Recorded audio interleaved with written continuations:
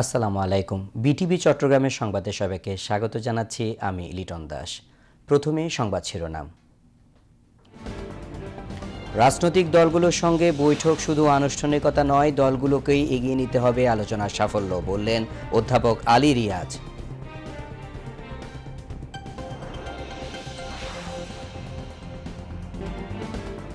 ছাত্র জনতার গণ অভ্যুত্থানে রাজধানীর চানখারপুলে ৬ জনকে গুলি করে হত্যার ঘটনায় ট্রাইব্যুনালে আনুষ্ঠানিক অভিযোগ গঠনের শুনানি শেষ। ১৪ জুলাই আদেশ।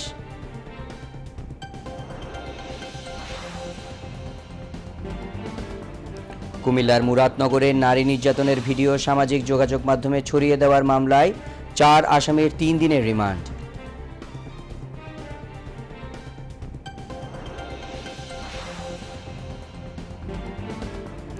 টেলিযোগাযোগ খাত সংস্কারে নতুন নীতিমালা প্রণয়নে তড়িঘড়ি নয়, অংশীজনদের নিয়ে সিদ্ধান্ত গ্রহণের আহ্বান মির্জা ফখরুলের।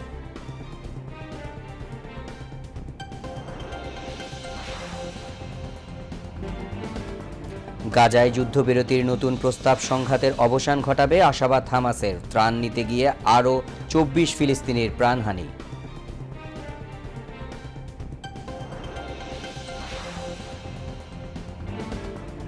এবং অনূর্ধ্ব ১৮ এশিয়া কাপ হকি টুর্নামেন্টে হংকংকে ৩-০ গোলে হারিয়ে বাংলাদেশের শুভ সূচনা।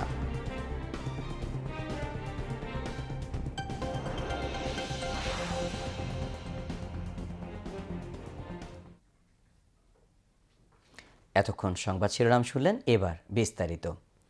জাতীয় ঐক্যমত্য কমিশনের সহসভাপতি অধ্যাপক আলী রিয়াজ বলেছেন, রাজনৈতিক দলগুলোর সঙ্গে বৈঠক শুধু আনুষ্ঠানিকতা নয়, দলগুলোকেই এগিয়ে নিতে হবে আলোচনার সাফল্য। অধ্যাপক আলী রিয়াজ বলেন, এত প্রাণের বিনিময়ে পাওয়া এই পরিস্থিতি হেলায় হারানো যাবে না, বরং তা রাষ্ট্র গঠনে কাজে লাগাতে হবে। রাজধানীর ফরেন সার্ভিস একাডেমিতে জাতীয় ঐক্যমত্য কমিশনের সঙ্গে রাজনৈতিক দলগুলোর দ্বিতীয় পর্যায়ের আজ নবম দিনের বৈঠক শুরুর প্রারম্ভিক বক্তব্যে তিনি এইসব কথা বলেন। নবম দিনের বৈঠকে রাষ্ট্রপতির ক্ষমা প্রদর্শন, বিচার বিভাগ বিকেন্দ্রীকরণ ও জরুরি অবস্থা ঘোষণা এই ৩টি বিষয়কে এজেন্ডা করা হয়।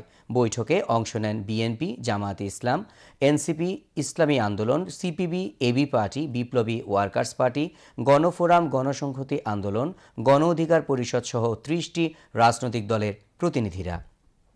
দিনের প্রথমার্ধেই শুরুতে রাষ্ট্রপতির ক্ষমা প্রদর্শন বিষয়ে আলোচনায় কোনো মানদণ্ডে রাষ্ট্রপতির ক্ষমা প্রদর্শন করার ক্ষমতা ব্যবহার হবে সে বিষয়ে মতামত দেন রাজনৈতিক দলগুলো। এ বিষয়ে আইন প্রয়োগের মাধ্যমে সংশোধনী আনার পক্ষে রাজনৈতিক দলগুলো ঐক্যমত্যে পৌঁছান। এরপর দ্বিতীয় এজেন্ডা বিচার বিভাগ বিকেন্দ্রীকরণ বিষয়ে ঐক্যমত্য কমিশনের সঙ্গে আলোচনা করে দলগুলো। ন্যায় ও সুষ্ঠু বিচার নিশ্চিতে বিচার বিভাগকে বিকেন্দ্রীকরণের মাধ্যমে তৃণমূল পর্যায়ে নিয়ে যাওয়ার প্রয়োজনীয়তা তুলে ধরেন রাজনৈতিক দলের প্রতিনিধিরা। এই ক্ষেত্রে কোনো রাজনৈতিক দল হাইকোর্টের বেঞ্চগুলো বিভাগীয় পর্যায়ে নিয়ে যাবার পক্ষে মত দেন। এছাড়া জনগণ যাতে সময় জট ও হয়রানির শিকার না হন সেই লক্ষ্যে উপজেলা পর্যায় পর্যন্ত বিস্তৃতির পক্ষে মতামত দেন কোনো রাজনৈতিক দল। এর আগে গতকাল বৈঠকে সংসদীয় আসনের সীমানা নির্ধারণে আশু ও দীর্ঘমেয়াদের ব্যবস্থা নিয়ে দলগুলো ঐক্যমত্য হয়। একই সঙ্গে নির্বাচনকালীন তত্ত্বাবধায়ক সরকার ব্যবস্থা পুনর্বহালের বিষয়ে রাজনৈতিক দলগুলো একমত হলেও এই সরকারের রূপরেখা নিয়ে ঐক্যমত্য হতে আরও আলোচনার প্রয়োজন রয়েছে। ছাত্র জনতার গণ অভ্যুত্থানে গত ৫ আগস্ট রাজধানীর চানখারপুলে ৬ জনকে গুলি করে হত্যার ঘটনায় মানবতা বিরোধী অপরাধের মামলায় অভিযোগ গঠনের শুনানি শেষ হয়েছে। এ নিয়ে আদেশ দেওয়া হবে আগামী ১৪ জুলাই। আজ সকালে এই মামলায় গ্রেফতার ৪ আসামিকে ট্রাইব্যুনালে হাজির করা হয়। আসামিরা হলেন শাহবাগ থানার বরখাস্ত হওয়া পরিদর্শক আরশাদ এবং ৩ কনস্টেবল সুজন, ইমাজ হোসেন ইমন ও নাসিরুল। বিচারপতি গোলাম মুর্তুজা মজুমদারের নেতৃত্বাধীন ট্রাইব্যুনাল ১-এ এই মামলার অভিযোগ গঠনের শুনানি অনুষ্ঠিত হয়।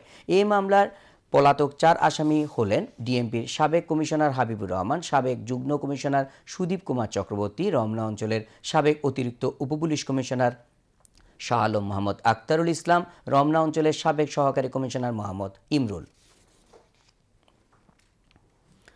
কুমিল্লার মুরাদনগরের নারীকে ধর্ষণ ও নির্যাতনের ভিডিও সামাজিক যোগাযোগ মাধ্যমে ছড়িয়ে দেওয়ার ঘটনায় পর্নোগ্রাফি এবং নারী ও শিশু নির্যাতনের মামলায় গ্রেফতার অভিযুক্ত 4 আসামিকে 3 দিনের রিমান্ড দিয়েছে আদালত। আজ সিনিয়র জুডিশিয়াল ম্যাজিস্ট্রেট 11 নম্বর আমলি আদালতে মামলা শুনানি শেষে আসামিদের 3 দিনের রিমান্ড মঞ্জুর করেছেন বিচারক। এর আগে গত মঙ্গলবার আদালতে 7 দিনের রিমান্ড আবেদন করেছিলেন মুরাদনগর থানা পুলিশ। রিমান্ডে নেওয়া আসামিদের মধ্যে সুমন নিষিদ্ধ সংগঠন ছাত্রলীগের মুরাদনগর উপজেলার রামচন্দ্রপুর দক্ষিণ ইউনিয়নের সভাপতি বলে জানিয়েছেন স্থানীয়রা।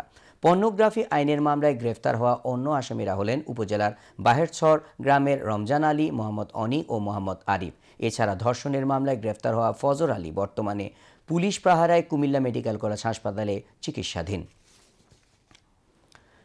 টেলিযোগাযোগ খাত সংস্কারের নতুন নীতিমালা প্রণয়নে তড়িঘড়ি নয়, অংশীজনদের নিয়ে সিদ্ধান্ত গ্রহণের আহ্বান জানিয়েছেন বিএনপি মহাসচিব মির্জা ফখরুল ইসলাম আলমগীর।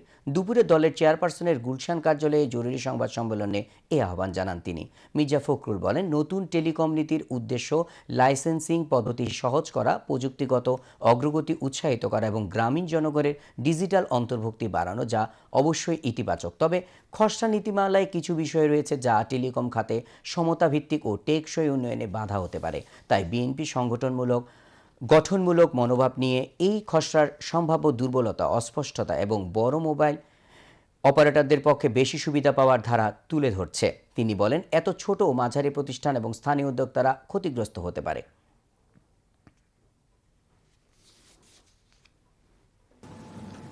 বাজারে একচেটিয়া আধিপত্যের ঝুঁকি, একাধিক সেবা খাতে মালিকানা রাখার নিষেধাজ্ঞা তুলে নিলে বড় মোবাইল অপারেটররা একাধিক খাতে একচেটিয়া নিয়ন্ত্রণ প্রতিষ্ঠা করতে পারবে। এতে প্রতিযোগিতা কমে যাবে, ছোট প্রতিষ্ঠানগুলো পিছিয়ে পড়বে। এসএমইদের আর্থিক সংকটে পড়ার আশঙ্কা দেখা দেবে। ডিরেগুলেশনের নিয়ন্ত্রণ শিথিল পরে এসএমই, বিশেষ করে স্থানীয় আইএসপি বা ছোট টেলিকম অপারেটরদের সম্পদ ও দায়বদ্ধতা নিয়ে সুস্পষ্ট দিক নির্দেশনা না থাকায় তারা বড় ধরনের আর্থিক সংকটে পড়তে পারে। এই মূল গুরুত্বপূর্ণ নীতি বাস্তবায়নের আগে তারা যেন পূর্ণাঙ্গ আর্থিক ও সামাজিক প্রভাব বিশ্লেষণ এবং সংশ্লিষ্ট সব পক্ষের এসএমই বিশেষজ্ঞ ভোক্তা সংগঠনের সঙ্গে অংশগ্রহণমূলক আলোচনা করার পর নীতিমালা চূড়ান্ত করেন। বিশেষ করে সামনে জাতীয় নির্বাচনকে সামনে রেখে, বিবেচনায় রেখে এই ধরনের একটি জাতীয় গুরুত্বপূর্ণ নীতিমালা এ সময়ে একতরফাভাবে প্রণয়ন করা সমীচীন হবে না বলে বিএনপি বিশ্বাস করে। নতুন বাংলাদেশের বুনিয়াদকাল 2024-এর জুন, জুলাই, আগস্টের দিনগুলি। বাংলাদেশের রাজধানীর গতিপথ পাল্টে দেওয়া এই মাহেন্দ্রক্ষণ মানুষের মনে জায়গা করে নিয়েছে 36 জুলাই নামে। এই জনপদের অপরিসীম ত্যাগ ও অনন্য সাহসের সংগ্রামের গৌরবময় দিনগুলোর ঘটনাবলী সবার কাছে তাই অপরিসীম গুরুত্বের। কেমন ছিল দুনিয়া কাঁপানো জুলাইয়ের দিনগুলো? লাল জুলাইয়ে বিপ্লবী সময়রেখার উপর নজর বুলাতে আমাদের এবারের আয়োজন।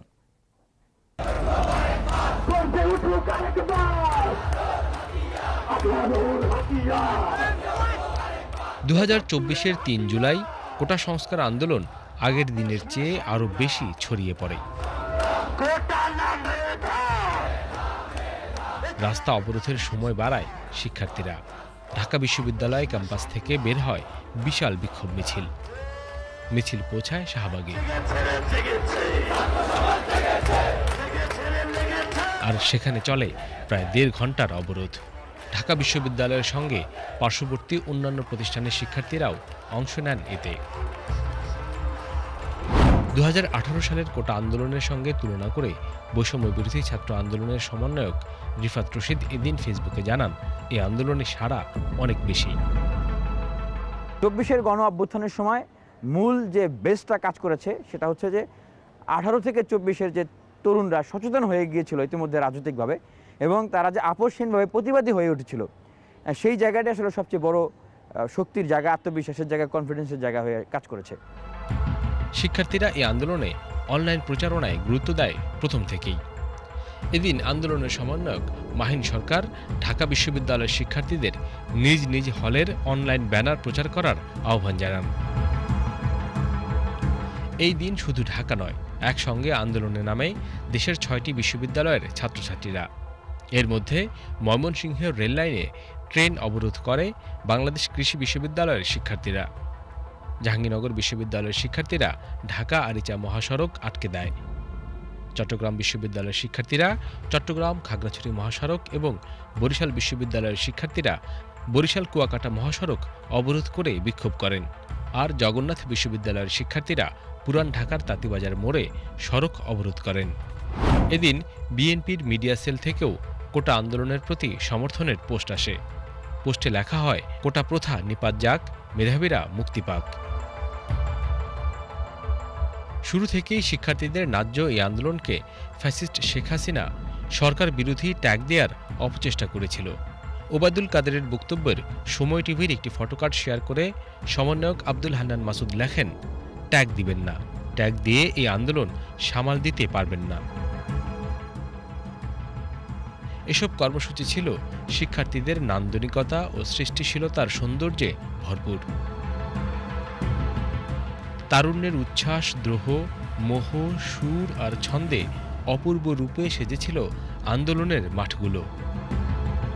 আন্দোলনে যে আমি গানগুলো গাইতাম, সবাই আমাকে বলতো যে এই টাকা ওই টাকা, আমাকে সিলেক্ট করে দিত যে এই টাকা ওয়ান কাইন্ড অফ, আমরা ওইখানে থাকতাম এবং আমাদের মধ্যে ওই স্পিরিটটা জাগ্রত হইতো গানের মাধ্যমে। আমরা আন্দোলনটা দেশকে অপারেশন মুক্ত করতে চাচ্ছি, আমরা দেশে জাস্টিস প্রতিষ্ঠা করতে চাচ্ছি। সেই সো যে আপনি গান বলেন, সংস্কৃতি চর্চা বলেন, কিংবা আমাদের প্লেকার্ড বলেন, তো ওই প্লেকার্ডগুলোতে ওইটাই যেন কোনো অপারেশন না থাকে। উৎপেতে থাকা শেয়াল শকুন, উৎপেতে থাকা হাইনা, ধ্বংসের খেলা খেলে চলে যাই, মানুষের ভালো চায় না, তাদের জন্য সদা জাগ্রত সতর্ক চোখ রাখা। স্বাধীন দেশে উড়বে যেন স্বাধীন পতাকা, স্বাধীন দেশে উড়বে যেন স্বাধীন পতাকা। সবুজের বুকে লাল, সে তো উড়বে চিরকাল, সবুজের বুকে লাল, সে তো উড়বে চিরকাল। হাতে হাত ধরে একসাথে লড়ে রুখবই সন্ত্রাস, এদেশের বুকে সুন্দর আর সত্যের হবে বাস। এসব নিয়ে তাই আমাদের প্রস্তুত হয়ে থাকা, স্বাধীন দেশে উড়বে যেন স্বাধীন পতাকা। Iqbal Farhad, BTV news. স্বাধীন পতাকা। এবার আন্তর্জাতিক সংবাদ।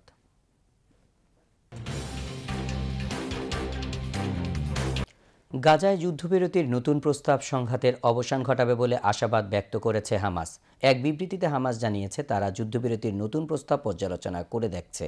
গোষ্ঠীটি বলছে তারা এমন একটি চুক্তির লক্ষ্যে কাজ করছে যা গাজা যুদ্ধের অবসান ঘটাবে এবং এই উপত্যকা থেকে ইসরায়েলি বাহিনীর প্রত্যাহার নিশ্চিত করবে। এদিকে গাজার হাসপাতাল কর্তৃপক্ষ জানিয়েছে গত 24 ঘন্টায় গাজায় ইসরায়েলি হামলায় আরও 111 ফিলিস্তিনির প্রাণহানি ঘটেছে। নিহতদের মধ্যে 24 জন ত্রাণ নিতে গিয়ে ইসরায়েলি বাহিনীর হামলায় নিহত হন। গাজায় ইসরায়েলি আগ্রাসনে এই পর্যন্ত 56,647 জন নিহত এবং 1,34,105 জন আহত হয়েছে। এদিকে ফিলিস্তিনি বার্তা সংস্থা ওয়াফা জানিয়েছে পশ্চিম তীরের বেথলেহাম এলাকায় 14 ফিলিস্তিনিকে আটক করেছে ইসরায়েলি বাহিনী। বেথলেহাম এলাকায় প্রায় 400 পরিবারকে বাস্তুচ্যুত করার পরিকল্পনা করছে ইসরায়েলি সেনারা।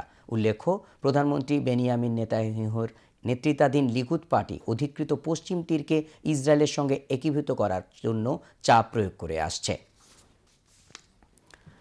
রাশিয়ার হয়ে ইউক্রেনের বিরুদ্ধে যুদ্ধ করতে আরও 25 থেকে 30 হাজার সেনা পাঠাচ্ছে উত্তর কোরিয়া। ইউক্রেনের এক গোয়েন্দা প্রতিবেদনে কথা বলা হয়েছে। আগামী কয়েক মাসের মধ্যে এইসব সৈন্য রাশিয়ায় পৌঁছাবে বলে মার্কিন গণমাধ্যম সিএনএনের প্রতিবেদনে বলা হয়েছে। উল্লেখ্য, এর আগে গত নভেম্বরে ইউক্রেনের বিরুদ্ধে যুদ্ধ করতে রাশিয়ার 11,000 সেনা পাঠান উত্তর কোরিয়া। এইসব সেনার মধ্যে অন্তত 4,000 নিহত বা আহত হয়েছেন বলে জানিয়েছে পশ্চিমা কর্মকর্তারা।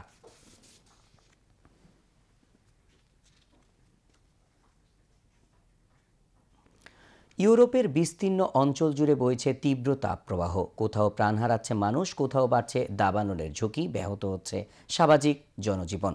জার্মানি, ইটালি, স্পেন ও ফ্রান্স সহ বহু দেশে জারি করা হয়েছে সর্বোচ্চ সতর্কতা। বিস্তারিত আহমেদ অনির প্রতিবেদনে। ইউরোপ জুড়ে নজিরবিহীন তাপপ্রবাহে জনজীবন বিপর্যস্ত হয়ে পড়েছে।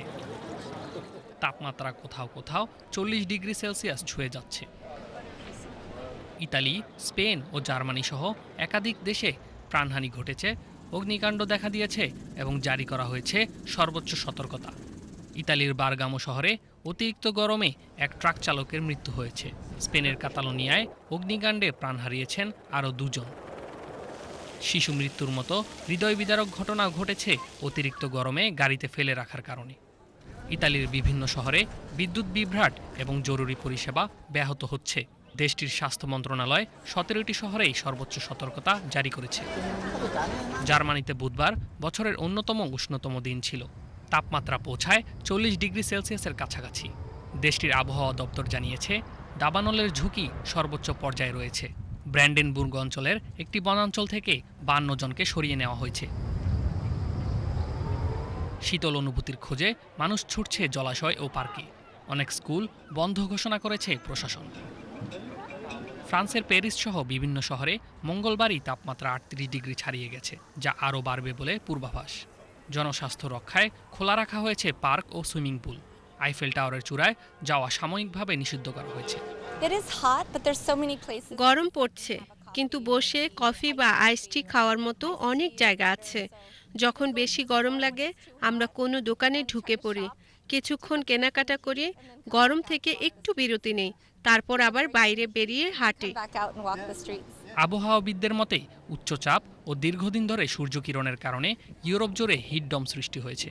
এর ফলে গরম বাতাস আটকে থাকছে এবং নিচের দিকে ধাক্কা দিচ্ছে। একই সঙ্গে ঠান্ডা প্রভাব ফেলতে পারে এমন উপাদান কমে গেছে, যেমন সাহারার ধুলাবালি, আর্দ্র মাটি ও ঠান্ডা জলাধার।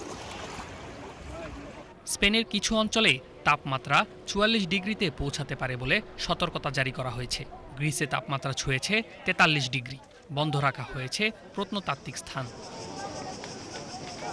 ইউরোপের উত্তরের দেশগুলোতেও ছড়িয়ে পড়ছে তাপপ্রবাহ, যা আগত দিনগুলোতে আরও খারাপ হতে পারে বলে আশঙ্কা করা হচ্ছে। আমি সানস্ক্রিন নিয়ে ঘুরছি, মাত্র 1 ঘন্টা হেঁটেছি, কিন্তু এর মধ্যেই 3 বার এটি ব্যবহার করতে হয়েছে। বিশেষজ্ঞরা বলছেন জলবায়ু পরিবর্তনের ফলে এমন চরম আবহাওয়া এখন নতুন স্বাভাবিক হয়ে উঠেছে।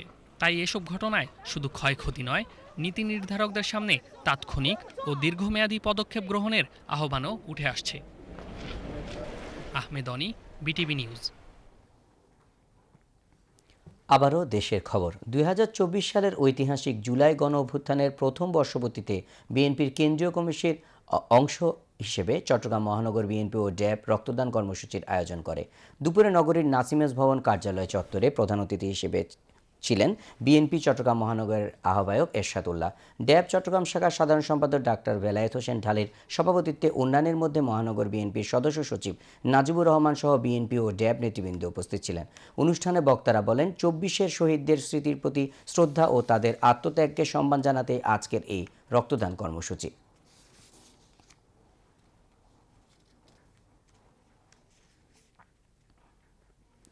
চট্টগ্রামের Halishahar cantonment public school and college চট্টগ্রামের উদ্যোগে অনুষ্ঠিত হয়েছে মৌসুমি ফল উৎসব। আজ সকালে শিক্ষা প্রতিষ্ঠান প্রাঙ্গণে ফল উৎসবের উদ্বোধন করেন অনুষ্ঠানের প্রধান অতিথি brigadier general AFM Atiqur Rahman. এছাড়া তিনি এদিন প্রতিষ্ঠানে লিফট ও কেন্দ্রীয় সাউন্ড সিস্টেমেরও উদ্বোধন করেন। এ সময় কলেজের অধ্যক্ষ লেফটেন্যান্ট কর্নেল মোহাম্মদ গোলাম মোর্শেদ সহ শিক্ষক ও শিক্ষার্থীরা উপস্থিত ছিলেন। পরে গণমাধ্যমকে অনুষ্ঠানের প্রধান অতিথি বলেন, শিক্ষার্থীদের দেশীয় ফলের সঙ্গে পরিচয় করতে দিতেই এমন উদ্যোগ। আমাদের দেশীয় ফল, আমাদের ঐতিহ্য, আমাদের ফল চেনা এবং আমাদের বাংলাদেশ যে একটি বিভিন্ন অসংখ্য ফলের যে একটা আমাদের এখানে আমাদের যে ফল উৎপন্ন হয়, এই ধারণা দেওয়ার জন্যই আমরা প্রতি বছর এই অনুষ্ঠান বা এই উৎসবটা করে থাকি। মাননীয় সেনাবাহিনী প্রধান, ক্যান্টনমেন্ট বা সেনাবাহিনী কর্তৃক পরিচালিত যে আমাদের বিভিন্ন শিক্ষা প্রতিষ্ঠান আছে, এগুলাতে আমরা আরও ক্যাপাসিটি বিল্ডিংয়ের ওনার একটা যে ভিশন আছে, এই ভিশন নিয়ে আমরা এগিয়ে যাচ্ছি। চট্টগ্রামের রাউজান উপজেলা বিএনপির সাবেক সভাপতি ও উত্তর জেলা বিএনপির সহসভাপতি মহিউদ্দিন আহমেদ আজ দুপুরে নগরীর মুজাফফরনগরের বাসায় ইন্তেকাল করেছেন। ইন্না লিল্লাহি ওয়া ইন্না ইলাইহি রাজিউন। তার বয়স হয়েছিল ৭৮ বছর।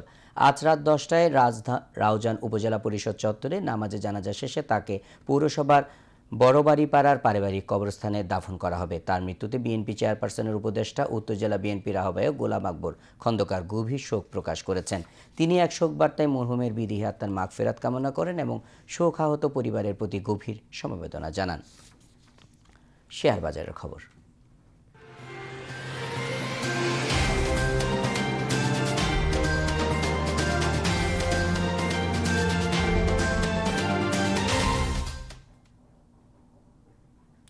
চট্টগ্রাম স্টক এক্সচেঞ্জে চাঙ্গাভাব অব্যাহত রয়েছে। আজ সপ্তাহের শেষ দিনে শেয়ার লেনদেন ও মূল্যসূচক দুটোই বেড়েছে। দিন শেষে সার্বিক সূচক দাঁড়িয়েছে 13,628.05, যা গতকালের চেয়ে শতকরা 0.73 বেশি।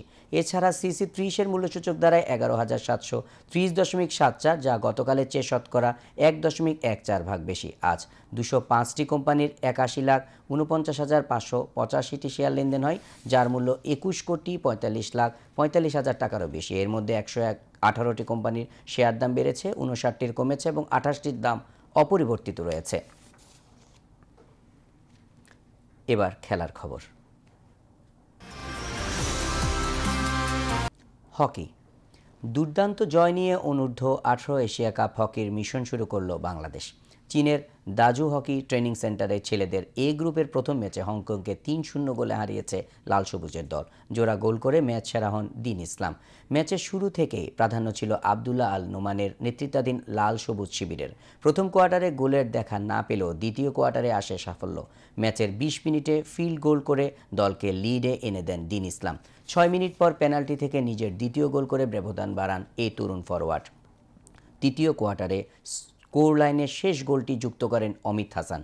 তার গোলেই 3-0 ব্যবধানে জয় নিশ্চিত করে মাহমুদুর রহমানের শিষ্যরা। পুরো ম্যাচেই প্রতিপক্ষের উপর আধিপত্য ধরে রাখে বাংলাদেশ। এই জয়ের ফলে টুর্নামেন্টের শুভ সূচনা করল লাল সবুজের দল। গ্রুপে বাংলাদেশের পরবর্তী ম্যাচ 5 জুলাই শ্রীলঙ্কার বিরুদ্ধে। এদিকে মেয়েদের অনূর্ধ্ব-18 দলেরও এশিয়া কাপ যাত্রা শুরু হতে যাচ্ছে। আগামীকাল তারা প্রথম ম্যাচে জাপানের মুখোমুখি হবে। এবার আবহাওয়ার খবর।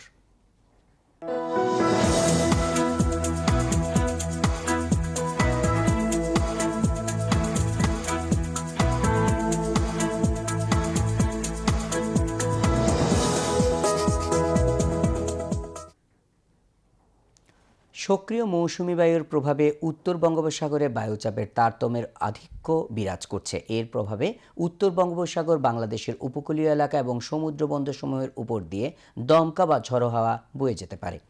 চট্টগ্রাম, কক্সবাজার, মংলা ও পায়রা সমুদ্র বন্দরকে 3 নম্বর স্থানীয় সতর্ক সংকেত, আমি আবার বলছি 3 নম্বর স্থানীয় সতর্ক সংকেত দেখাতে বলা হয়েছে। উত্তর বঙ্গোপসাগরে অবস্থানরত মাছ ধরার নৌকা ও ট্রলারসমূহকে পরবর্তী নির্দেশ না দেওয়া পর্যন্ত উপকূলের কাছাকাছি এসে সাবধানে চলাচল করতে বলা হয়েছে। এদিকে পতেঙ্গা আবহাওয়া অফিস জানিয়েছে আগামীকাল সন্ধ্যে 6টা পর্যন্ত চট্টগ্রাম এবং পার্শ্ববর্তী এলাকায় আকাশ আংশিক মেঘলা থেকে সাময়িকভাবে মেঘাচ্ছন্ন থাকতে পারে। সেই সাথে অনেক জায়গায় অস্থায়ীভাবে দমকা ঝড়ো হাওয়া সহ হালকা থেকে মাঝারি ধরনের বৃষ্টি অথবা বজ্রসহ বৃষ্টিপাত এবং কোথাও কোথাও ভারী থেকে ভারী বর্ষণের সম্ভাবনা রয়েছে। রাত ও দিনের তাপমাত্রা সামান্য হ্রাস পেতে পারে। পরবর্তী 24 ঘন্টায় আবহাওয়া সামান্য পরিবর্তনের সম্ভাবনা রয়েছে। নগরীতে আজ সর্বোচ্চ তাপমাত্রা ছিল 33 ডিগ্রি সেলসিয়াস, যা স্বাভাবিকের চেয়ে 1.1 ডিগ্রি বেশি, এবং সর্বনিম্ন তাপমাত্রা ছিল 26.7 ডিগ্রি সেলসিয়াস, যা স্বাভাবিকের চেয়ে 1.6 ডিগ্রি বেশি। আগামীকাল চট্টগ্রামে সূর্যোদয় 5টা 13 মিনিট এবং সূর্যাস্ত 6টা 42 মিনিটে। এবার জানিয়ে দিচ্ছি কর্ণফুলী নদীতে আগামীকালের জোয়ার ভাটার সময়সূচি। জোয়ার শুরু হবে রাত 1টা 25 মিনিটে, ভাটা সকাল 7টা 34 মিনিটে। পরবর্তী জোয়ার শুরু হবে দুপুর 2টা 5 মিনিটে এবং ভাটা সন্ধ্যা 7টা 54 মিনিটে।